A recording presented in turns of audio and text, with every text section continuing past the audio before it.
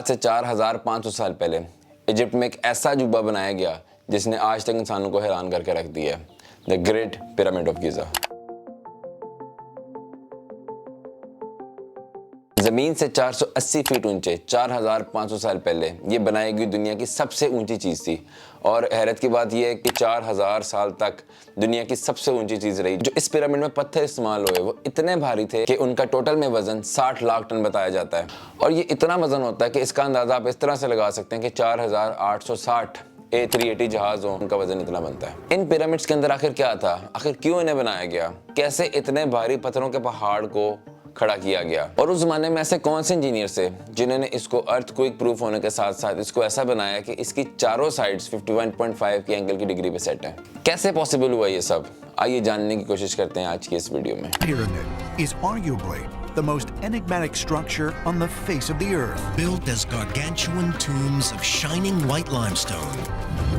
Built around 2500 BC, it is the tallest structure on Earth for more than 3,500 years. मेरा नाम doctor Salma Salman है और मैं आपको अपने सोशल और डिजिटल मीडिया की इस नई वीडियो में खुशामदीद कहता हूँ। इजिप्ट, जिसे उर्दू या हिंदी में मिस्र कहा जाता है कि इजिप्ट में कई छोटे और बड़े पिरामिड्स मौजूद हैं, जिनका टोटल में नंबर्स तकरीबन 138 के राउंड बनता है, जिन्होंने हजारों सालों में बहुत से अर्थक्वेक्स देखे, बहुत से खतरनाक तूफान देखे, सर्दी देखी, गर्मी देखी, बारिश देखी, मगर हैरत की बात है इनमें से कोई भी इधर का उधर नहीं हुआ। ये पिरामिड नाइल नदी के किनारे पे लोकेटेड है और अगर आप गूगल अर्थ से देखते हैं तो आपको ये अकलौता पिरामिड नजर नहीं आएगा, इसके साथ दो और छोटे पिरामिड आपको दिखेंगे। इनमें से सबसे पुराना और सबसे बड़ा पिरामिड ऑफ गीज़ा कहलाता है और इसको पिरामिड ऑफ खुफू भी कहते हैं। इस पिरामिड की बेस का एरिया तकरीबन 13 एकड़ बनता है और ये इतना एरिया बनता है कि इसके अंदर स्टैंडर्ड 55 टेनिस कोर्ट्स आराम से फिट हो सकती हैं। इससे छोटा पिरामिड ऑफ खाफरे कहलाता है। कहते हैं कि खुफू के बेटे खाफरे ने इसको डिजाइन किया था। और तीसरे नंबर पे पिरामिड ऑफ मेनकोर, ये सबसे छोटा पिरामिड कहा जाता है कि खाफरे के बेटे ने इसको बनाया था। अगर इसकी डिजाइन की बात करें तो ये भी अपने आप में एक बहुत फैसिनेटिंग चीज है। क्या आप जानते हैं कि इस पिरामिड ऑफ गीजा को ऐसा डिजाइन किया गया था कि इसकी चारों sides exactly north south east west की तरफ पॉइंट कर रही हैं, जबकि ना ही उस दौर में कोई कंपास मौजूद था और ना ही कोई मॉडर्न टेक्नोलॉजी थी, ना ही कोई जीपीएस था। तो ऐसा कैसा पॉसिबल हुआ? तो रिसर्चर्स यहाँ पे अपनी दो थ्योरीज पेश करते हैं। एक पॉपुलर थ्योरी है ऑटम इक्विनॉक्स, कि जब जमीन का टिल्ट इस तरीके से हो जाता है कि दिन और रात एग्जैक्टली सेम होते हैं तो जमीन पे पड़ने वाला शेडो बिल्कुल स्ट्रेट लाइन पे होता है ईस्ट और वेस्ट की डायरेक्शन की। दूसरी पॉपुलर थ्योरी है कॉन्स्टेलेशन थ्योरी। वो ये कहती है कि स्टार्स की मदद से इन पिरामिड्स को डायरेक्ट किया गया है। मेनली ओरियंट बेल्ट के ये 3 तारे जिनका नाम अल नितक, अल नीलम और मिंतका है। लेकिन 1999 में रिसर्चर्स ने इस थ्योरी को टेस्ट आउट किया। उन्होंने देखा कि ये एग्जैक्टली में मैच नहीं कर रहे, लेकिन इस थ्योरी के कुछ सपोर्ट करने वाले भी है। उनका कहना था कि कॉन्स्टेलेशन थोड़ा सा हिल गया है इतने कई हजार सालों में। रिसर्चर्स का मानना है कि पिरामिड्स बनाने से पहले जो सबसे बड़ा चैलेंज उनको फेस करना पड़ा होगा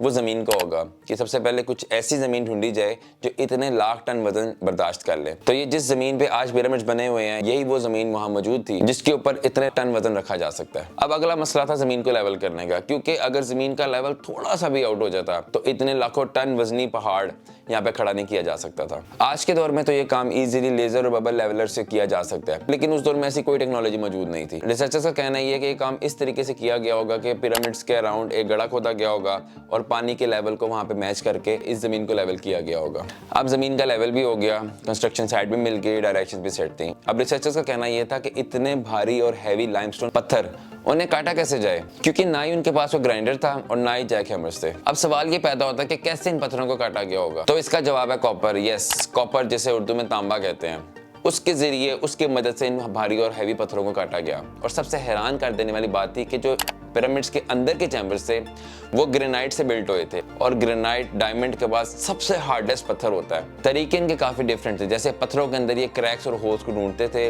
और वुड के बने हुए वेजेस को पानी में सोक करके इन पत्थरों के अंदर लगा देते थे हथौड़ों की मदद से। जैसे ही पत्थर पानी को सोक करता था वो एक्सपेंड करता था और वो पत्थर टूट जाता था। आप सिर्फ साइंस चेक करें उस जमाने की। यहाँ पे आपको एक और फैक्ट बताते चले, आपने किसी न किसी तस्वीर में किसी मूवी में ये जरूर देखा गया होगा कि पिरामिड को बनाते हुए स्लेव वर्कर्स का इस्तेमाल हुआ, जिनको थोड़ा सा भी सुस्त पड़ने पर उनका बॉस उनको मारता था।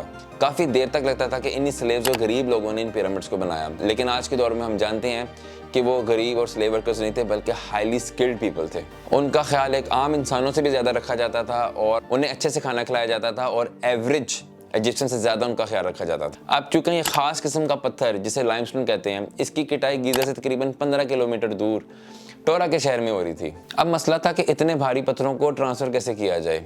आपको यहाँ बताते चलें कि एवरेज साइज पत्थर जो पिरामिड में इस्तेमाल हुआ है वो 2.5 से 5 टन के दरमियान था, और जो बेस के पत्थर थे वो तकरीबन 50 टन के राउंड भी थे। 50 टन का मतलब है कि ये वजन इतना बनता है जितना एक proper well equipped military tank होता है, और इतने भारी तकरीबन एक दो नहीं बल्कि 30 लाख पत्थर इस्तेमाल होने थे इस पिरामिड की कंस्ट्रक्शन में। तो ना इस जमाने में कोई जानवर मौजूद थे जो इतना हैवी वेट ट्रांसफर कर सकते थे, ना ही उनके पास कोई ट्रक्स मौजूद थे। अब ये काम कैसे किया गया होगा? तो ये काम रैफ्ट्स बना के किया गया। टोरा और गीजा के दरमियान में जो नाइल रिवर है उसका इस्तेमाल किया गया। फ्लोटिंग मेथड्स के जरिए इन पत्थरों को टोरा से गीजा के दरमियान में शिफ्ट किया गया। इस सारे कंस्ट्रक्शन में आज के दिन तक बहुत सारी मिस्टेक्स लोगों को हैरान करती है। अगला सवाल ये था कि इन पत्थरों को, इतने भारी पत्थरों को मूव कैसे किया गया होगा, क्योंकि ना इस जमाने में टायर्स मौजूद थे और ना ही कोई और टेक्नोलॉजी थी कि इनको मूव किया गया। तो कहा जाता है कि स्लेजेस बनाकर इनको मूव करते थे। एक खास किस्म के पानी की मिकदार उन स्लेजेस के आगे जब रेत में डालते थे तो फ्रिक्शन कम होती थी और उसके जरिए वो उसको चलाते थे। यहाँ पे आपको बताते चलें कि लाइमस्टोन बेसिकली पिरामिड की आउटर लेयर में इस्तेमाल हुए थे और वो कुछ इस तरह से लगते थे।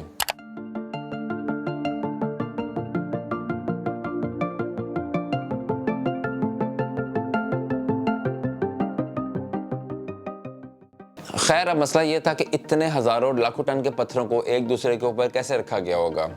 तो इसका जवाब है, बड़ा ही अनोखा एक रैंप का सिस्टम बनाया गया और उसकी मदद से इन पत्थरों को एक दूसरे के ऊपर कंपाइल किया गया। साल 2015 में इंग्लिश और फ्रांस के आर्कियोलॉजिस्ट ने एक रैंप भी डिस्कवर किया। दूसरी थ्योरी ये कहती है कि इन्होंने लीवर्स का इस्तेमाल भी किया होगा कि पत्थरों को एक दूसरे के ऊपर रखने के लिए। आर्कियोलॉजिस्ट और रिसर्चर्स को अपने कई सवालों के जवाब मिल चुके थे, लेकिन एक सबसे बड़ी मिस्ट्री जो आज तक बहुत बड़ी मिस्ट्री है वो ये कि हम सब जानते हैं कि पिरामिड की कंस्ट्रक्शन 20 सालों में हुई और 20,000 वर्कर्स ने दिन रात लग के काम किया। इतने भारी पत्थर, लाखों टन के पत्थर अगर 20,000 लोग 20 सालों में लगाएं तो हर रोज, हर दिन, हर 3 मिनट में एक पत्थर लगना चाहिए, तभी ये काम 20,000 लोग 20 सालों में करते हैं, जो कि काफी अनलाइकली सा लगता है। इसलिए लोग कहते हैं कि ये ह्यूमनली पॉसिबल नहीं है, ये एलियंस ने किया होगा, ये ऐसे हो गया होगा, ये वैसे हो गया, क्योंकि जो चीज मिस्ट्री सॉल्व नहीं हो रही होती उसका फिर आसान हल ढूंढने के लिए इंसान की नेचर है। आखिर पिरामिड को बनाने का मकसद क्या था, इन्हें क्यों बनाया गया और क्या मिस्ट्रीज थी, तो इसके ऊपर हम किसी और वीडियो में बात करेंगे। मिलते हैं आपसे अगली वीडियो में। अल्लाह हाफिज।